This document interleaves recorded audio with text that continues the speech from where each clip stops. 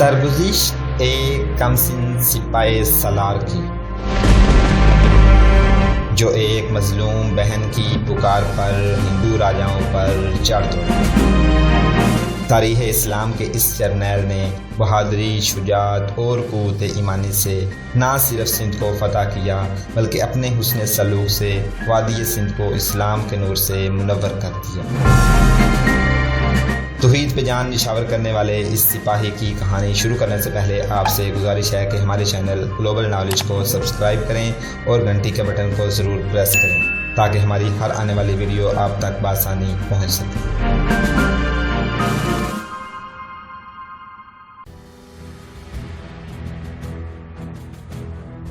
ایک شہر کی تباہی نے ہندوستان میں دور دور تک تہلکہ مچا دیا۔ راجوں اور مہاراجوں پر لرزہ طاری ہو گیا۔ داہر نے اپنی زندگی میں اپنے ارد گرد کے راجوں مہاراجوں کو عرب سے آئے ہوئے مسلمانوں کے خلاف متحد کرنے کی کوشش کی تھی۔ اس کا خاندان اور وزیر، مشیر اور حاکم جانتے تھے کہ وہ ہندوستان کے تمام حکمرانوں کو ایک محاذ پر اکٹھا کرنے کے جتن کر رہا ہے، اس لیے اس کے مارے جانے کے بعد مشہور ہو گیا تھا کہ وہ ہندوستان کے دورے پر چلا گیا ہے اور بہت بڑی فوج لے کر آ رہا ہے۔ اس کے اپنے بیٹے بھی اس خبر کو سچ مانتے تھے، مگر محمد بن قاسم کی ضربے کاری نے داہر کے پسماندگان، اس کی فوج اور رایا کو یقین دلا دیا کہ راجہ داہر مارا جا چکا ہے۔ مورخ لکھتے ہیں کہ داہر کسی ایک مقام، کسی ایک میدان یا کسی ایک محاصرے میں مسلمانوں کو شکست دے دیتا تو اس کے راج کے ارد گرد کے راجے اور رائے اس کے محاذ پر آ جاتے اور یہ ایک متحدہ محاذ بن جاتا۔ لیکن مسلمان تیز و تان سیلاب کی مانند بڑھتے آ رہے تھے۔ ان کے قدموں میں سندھ کے قلعے ریت کے گرندوں کی مانند گرتے جا رہے تھے اور ظاہر اپنی رائے دہانی سے باہر نہیں نکل رہا تھا۔ اس نے سوچا تو ٹھیک تھا کہ محمد بن قاسم کی فوج اس کی رائے دہانی سے دور ہی تھک کر چور ہو جائے گی تو وہ اپنے لشکر کے ساتھ اس کے سامنے آئے گا اور بڑی آسانی سے اس فوج کا نام و نشان مٹا دے گا۔ لیکن اس کے پڑوسی راجے اور مہاراجے یہ دیکھ رہے تھے کہ داہر اپنے قلعے دیتا چلا جا رہا ہے اور خود سامنے نہیں آتا۔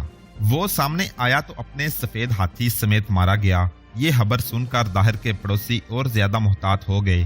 انہیں یہ سوچ پریشان کرنے لگی کہ داہر مارا جا چکا ہے تو مسلمانوں کے مقابلے میں آنے کے لیے 10 بار سوچنا پڑے گا۔ پھر انہوں نے دیکھا کہ داہر کے بیٹے اور بھتیجے جو نامی گرامی جنگجو تھے اور میدان جنگ کا تجربہ بھی رکھتے تھے، وہ مسلمانوں کی فوج کے آگے آگے بھاگے آ رہے تھے۔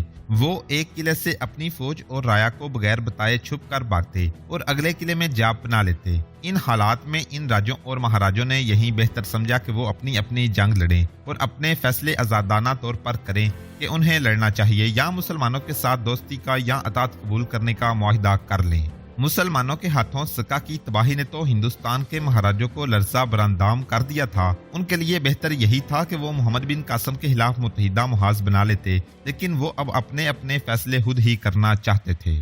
محمد بن قاسم تباہ شد سکہ سے کچھ دور کھڑا شہر کے ملبے کے انبار کو دیکھ رہا تھا۔ نہ جانے اسے کیا کیا خیال آ رہے تھے۔ پھر وہ ایک اونچی جگہ جا کھڑا ہوا اور اس کی نگاہیں مجاہدین کے لشکر پر گھومنے لگیں۔ ان میں کئی زخمی تھے، ان کے زخموں پر پٹیاں بندھی تھیں۔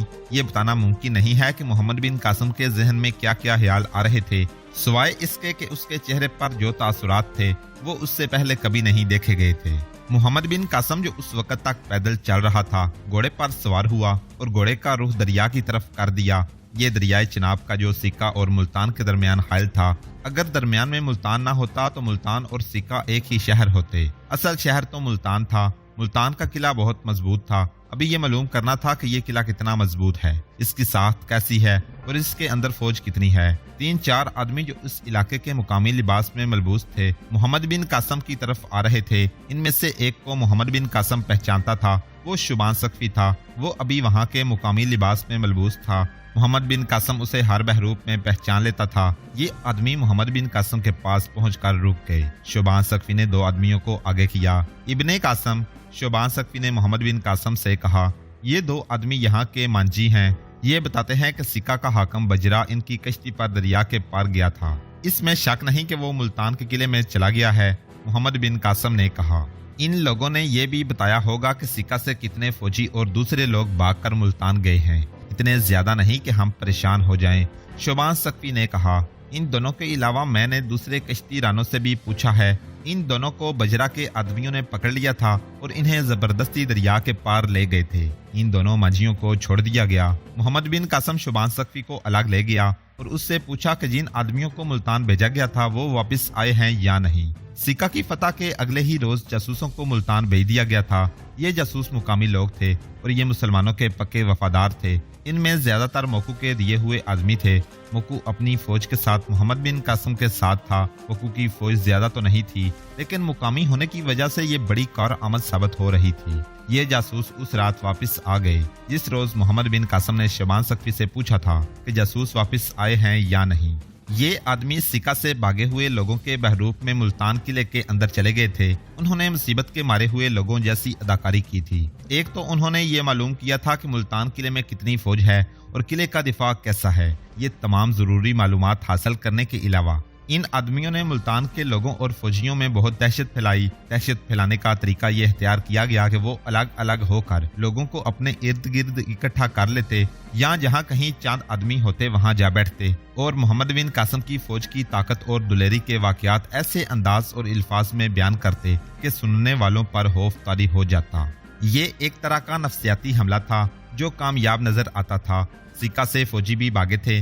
वो मुल्तान के फौजियों को बता रहे थे कि मुसलमान लड़ने में किस कदर तेज और निडर हैं। ये साबित करने के लिए कि वो खुद बुज़दिल नहीं, अपनी बुज़दिली पर पर्दा डालने के लिए वो मुसलमानों के लड़ने के जज्बे और बहादुरी को इस तरह बयान करते थे जैसे मुसलमानों की ताकत मफूकुल फितरत थी।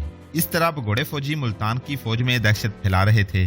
किले में ये खबर फैल गई थी कि सिक्का का हाकिम बजरा भी फरार होकर मुल्तान में आ गया है। इस खबर ने भी मुल्तान की फौज में खौफ फैला दिया था, लेकिन बजरा खौफजदा नहीं था। मुल्तान का हाकिम राजा कुर्सिया था, जिसे बाज मोरहों ने कुरसिंग लिखा है, लेकिन सही नाम कुर्सिया ही हो सकता है। राजा दाहिर के खानदान के अफराद के नाम ऐसे ही थे। कुर्सिया दाहिर का भतीजा था। वो दाहिर के भाई चंद्र का बेटा था।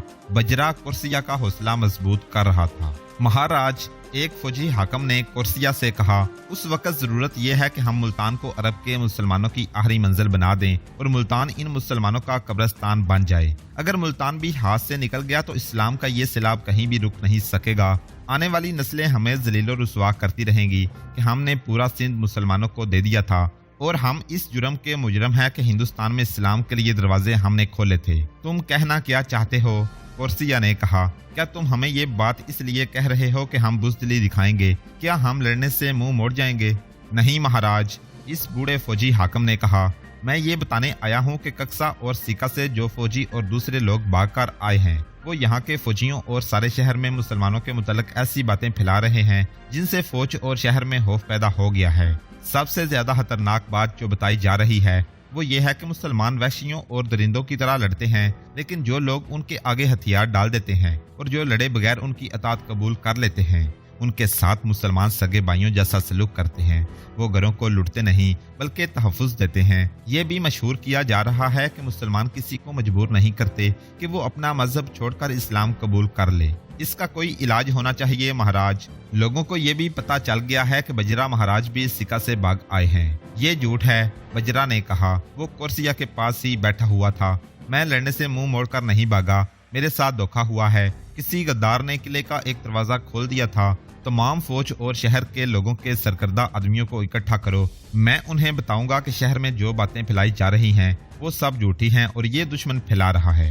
उसी रोज फौज को एक जगह इकट्ठा किया गया। शहर के सरकर्दा अफराद को भी बुलाकर फौज के साथ खड़ा किया गया। कुर्सिया और बजरा घोड़ों पर सवार होकर आए। बजरा ने अपना घोड़ा आगे बढ़ाया और इस इज्तिमा के करीब जा रुका।